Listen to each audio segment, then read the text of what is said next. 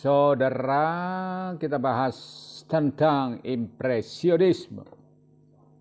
Itu aliran dalam seni lukis dengan penonjolannya adalah pada pencahayaan dan warna. Jadi cahaya dan warna yang bermain.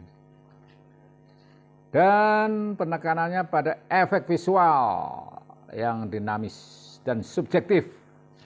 Ya, dinamis ya, subjektif, pikiran sendiri. Pikiran subjeknya, menurut subjeknya, bukan dari objeknya mengatakan apa, tapi subjeknya yang berkata tentang itu, berpendapat tentang objek. Dan bukan detail yang akurat, bukan pada hal yang rinci, detail, ini kecil, ini, ada ini, dan bukan.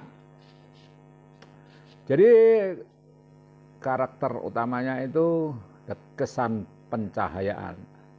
Jadi impresionisme itu berusaha menangkap kesan cahaya dan warna pada saat tertentu, bukan hanya bentuk objek. Nah, bukan bentuk objeknya. Jadi kalau ada lukisan yang masih berbentuk objeknya dan ada warna-warna, itu belum bisa dikatakan impresionisme, karena penekanannya tetap ada bentuk objeknya, walaupun warnanya meblok, blok-blok. Tetap kesan pada impresionisme adalah pada warna, kesan, cahayanya, bukan pada bentuknya. Kalau masih berbentuk ya jangan dulu. Teknik kuas dari seniman impresionis itu olesan kuas cepat dan terpisah untuk mencipta efek visual yang dinamis, cepat dan terpisah. Nah, supaya kesannya dinamis. Kesan visual efeknya.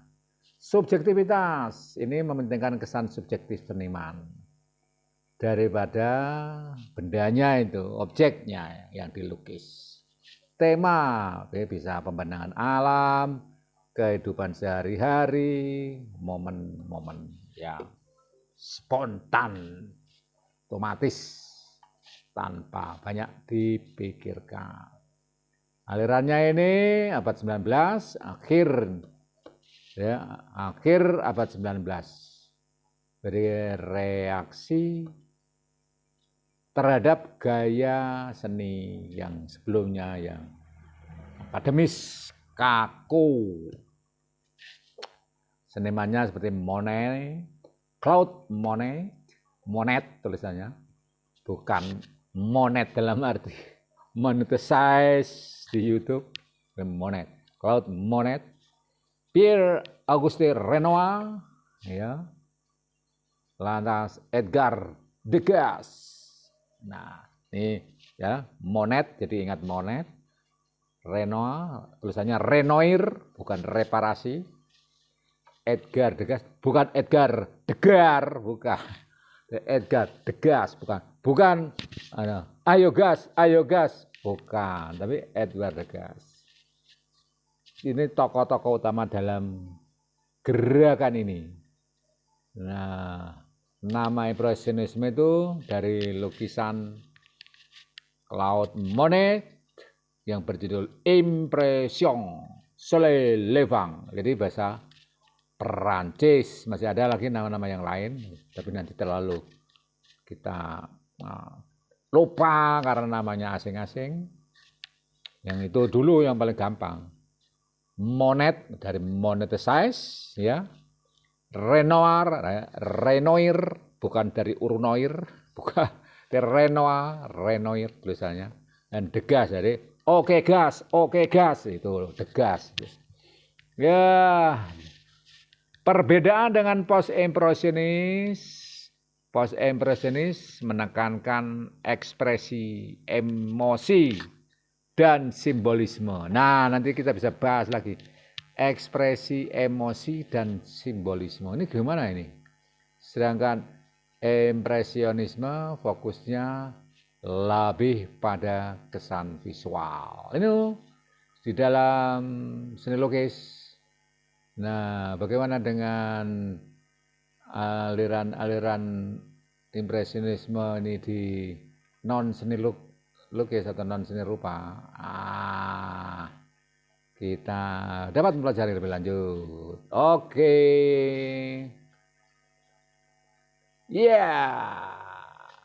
Ini mari kita lihat. Barangkali ada yang kesan. Nah, tapi dalam lukisan-lukisan Monet, Claude, Renoir sama Degas tetap terlihat bentuknya, cuman warna pencahayaannya itu yang tidak sejelas dari bentuknya tidak sejelas dari yang realis, tapi tetap berbentuk juga akhirnya. Nah, namun cuman warnanya yang bermain, bukan bentuknya. Bentuknya memang ada ternyata. Garis kuat dalam impresionisme. Oke, ini karakter utama lukisan ini, goresannya kuat, warnanya cerah, banyak sekali mengharamkan warna hitam, dianggap bukan dari cahaya, bukan bagian dari cahaya. Komposisi terbuka, penekanan pada kualitas pencahayaan, subjek-subjek lukisan yang tidak terlalu menonjol, berarti tetap ada subjeknya, tetapi tidak menonjol dan sudut pandangnya tidak biasa. Nah, pengaruhnya merambah ke bidang musik dan sastra. Dengan demikian kita dapat melihat di bidang sastra bagaimana. Nah, ini penting untuk kita telusuri karya impresionis di dalam bidang sastra. Nah, ini. Oke, kita cari saja kalau begitu. Impresionis di bidang sastra.